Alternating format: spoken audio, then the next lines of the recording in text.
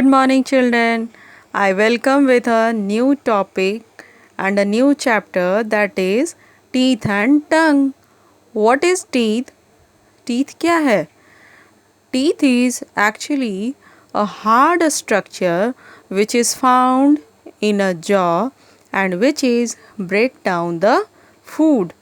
ये एक hard structure है जो हमारे जॉ में होता है, जॉ जिसको आप लोग गम्स मसूड़े कहते हैं, और इसका काम है फूड को ब्रेक करना, उसे तोड़ना, ताकि ये हमारे स्टमक में जाए और हमारे इंस्टेटाइन में जा कर के फिर उसका जूस बनाएगा और इसके आगे के जो भी प्रोसेस हैं वो सारे कंप्लीट होंगे. तो सबसे पहले फूड को च्यू करने के लिए किसका यूज़ करते हैं? टीथ का यूज़ करते हैं. तो इस चैप्टर में हम लोग क्या स्टडी करने वाले हैं? Teeth and tongue. Our teeth are a very important part of our body. The function of the teeth are follows. These are the function of teeth. Let's see which type of function is this. They give proper shape of our face. They help us in biting and chewing food. They help us to speak clearly. There are many words that we cannot say without our teeth. ये हमारे face को proper shape देता है. आपने देखा होगा किसी के जब टीथ नहीं होते हैं, जब कोई ओल्ड एज के पर्सन होते हैं जिनका टीथ धीरे धीरे क्या होता है, एक ऐसा टाइम आता है फिर टीथ अपने आप फिर ख़त्म होने शुरू हो जाते हैं वन बाय वन. तो वो शेप, उनका जो सामने का फेस का शेप होता है वो लुक थोड़ा सा गड़बड़ हो जाता है.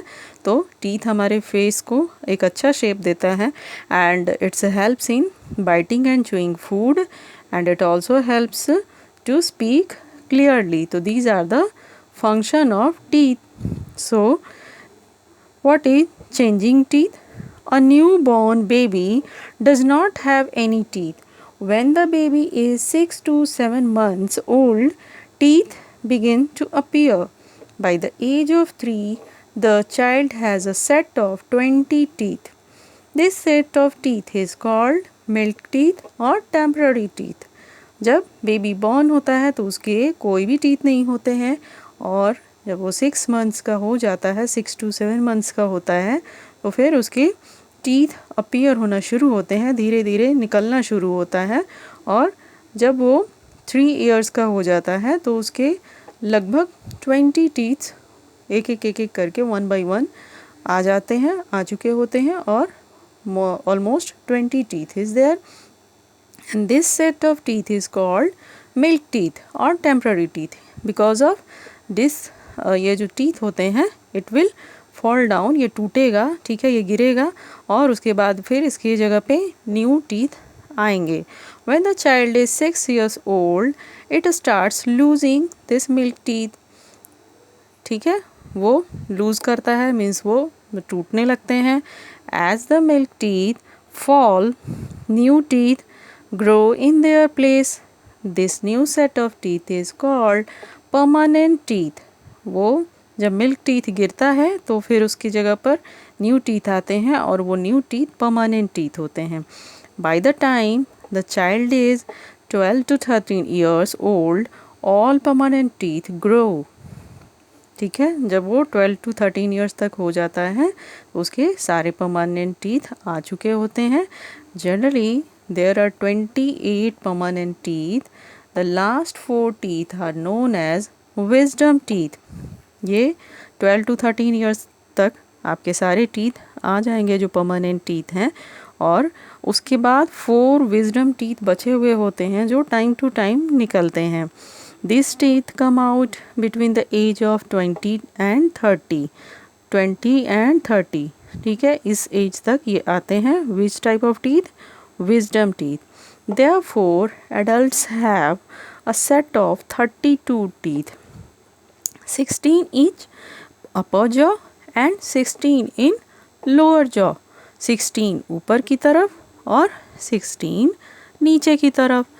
When we lose any tooth of this set, we do not get a new one in this place.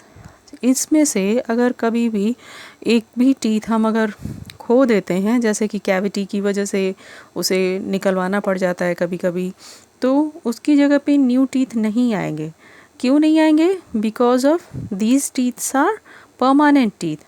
Milk teeth जब था तो मिल्क टीथ के बाद, मिल्क टीथ फॉल होने के बाद न्यू टीथ आ रहे हैं और वो परमानेंट हैं। बट अब ये परमानेंट टीथ में से अगर आप लूज़ करते हो एक भी टीथ तो वो वापस न्यू टीथ उसकी जगह पर नहीं आएंगे। Okay, understood children? Structure of tooth. Structure, tooth की बनावट कैसी है? You have seen in this. आपको लगता होगा ऐसा तो आपका टूथ बिल्कुल नहीं है, बट ऐसा है। Let's see how it is. When we open our mouth and look in a mirror, we see our teeth.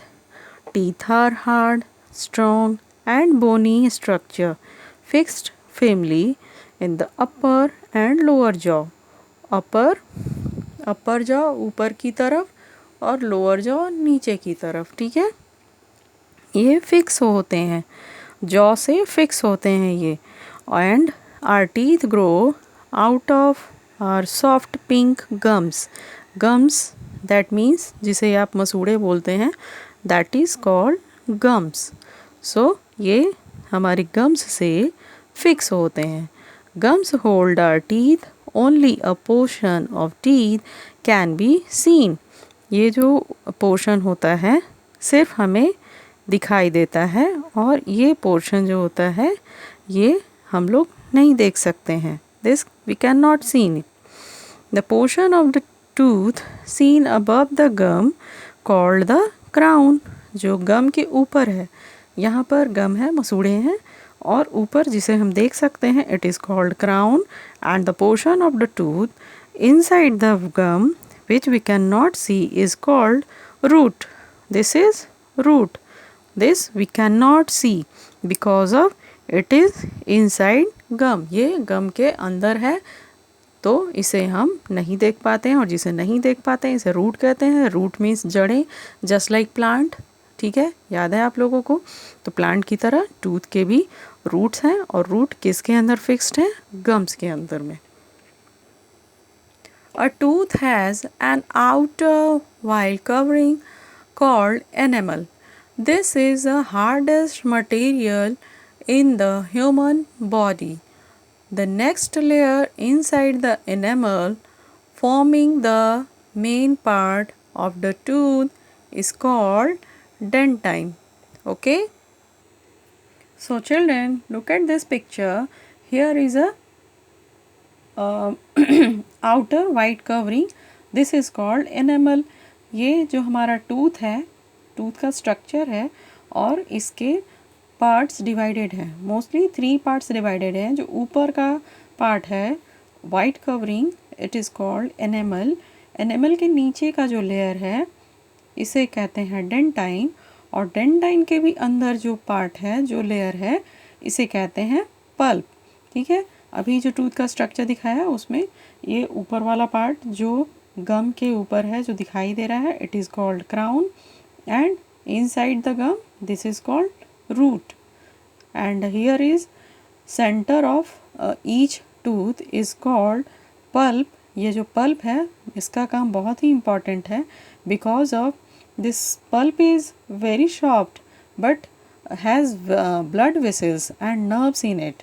इसमें ब्लड वेसल्स हैं और नर्व्स हैं, जिसकी वजह से ये क्या करता है, हमारे टीथ को फूड प्रोवाइड होता है। क्योंकि इसमें नर्व्स हैं, ब्लड वेसल्स हैं, हमारे टीथ को भी फूड की ज़रूरत होती है। हमारे बॉडी का जितना भी पार्ट है सभी को वर्क करने के लिए कुछ जो भी इसके लिए प्रोटीन या जिस भी तरह की चीज़ें चाहिए होती हैं वो प्रोवाइड कराना ही है।